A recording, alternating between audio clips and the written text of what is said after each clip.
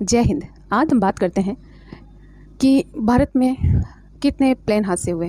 Ahmedabad plane हादसे के बारे में पहले बात कर लेते हैं कि वो बहुत ही दुखनीय है कि इतने लोगों की जान चली गई है। एक सेकंड, बस एक सेकंड में सब कुछ खत्म। किसी की ज़िंदगी, किसी का सपना और किसी का पूरा परिवार। भारत में कई हवाई हादसे देखे हैं, लेकिन जो हुआ 12 जून 2025 को अहमदाबाद में, वो सबको हिला देने वाला था, क्योंकि शायद ये अब तक का सबसे बड़ा हादसा था। 12 जून 2025 समय 10:30 बजे एयर इंडिया की फ़्लाइट AI 171 ने अहमदाबाद से प्लेन से भरी उड़ान। प्लेन टेक ऑफ करने के कुछ ही सेकंड बाद में आसमान से गिर पड़ी, सीधा BJ मेडिकल कॉलेज की गर्ल्स हॉस्टल पर। 242 लोग उस प्लेन में थे और हॉस्टल में रह रही 40 से ज़्यादा छात्राएं। कुछ ही पल में 179 मौतों की खबर आई।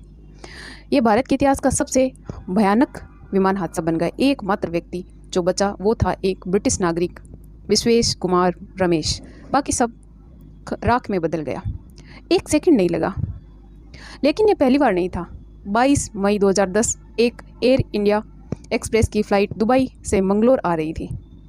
प्लेन रनवे से फिसलकर खाई में गिर गई। 158 लोग मारे गए लगभग। कारण था पायलट की थकान और देर से ब्रेक लगाना। 17 जुलाई 2000 Patna airport, flight VT EHY landing से पहले बर्ड हिट का शिकार हुई।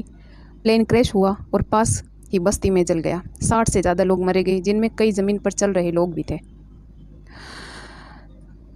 कोझिकोड हादसा 2020 7 अगस्त 2020 को कोझिकोड एक और एयर इंडिया एक्सप्रेस वे प्लेन बारिश के दौर में रनवे पर फिसल गया। 21 लोग की जान गई, कई गंभीर घायल। प्लेन 2 टुकड़ों में बट गया, लेकिन क्रू ने कई जानें बचाई थी। पर इस अहमदाबाद मामले में तो क्रू भी नहीं बचे, क्योंकि बेचारे वो भी मारे गए। और भारत का सबसे बड़ा मिड एयर हादसा हुआ था 12 नवंबर 1996 को। हरियाणा के चरखी दादरी में 2 विमान हवा में टकरा गए थे, एक सऊदी अरब का और दूसरा कजाकिस्तान का। 349 लोग की मौत हुई थी उसमें। इस हादसे के बाद भारत ने एयर ट्रैफिक सिस्टम को पूरी तरह बदल दिया था और शायद हादसों में कमी आई थी। हर हादसे के पीछे एक गलती होती है, इंसान की, मशीन की या सिस्टम की।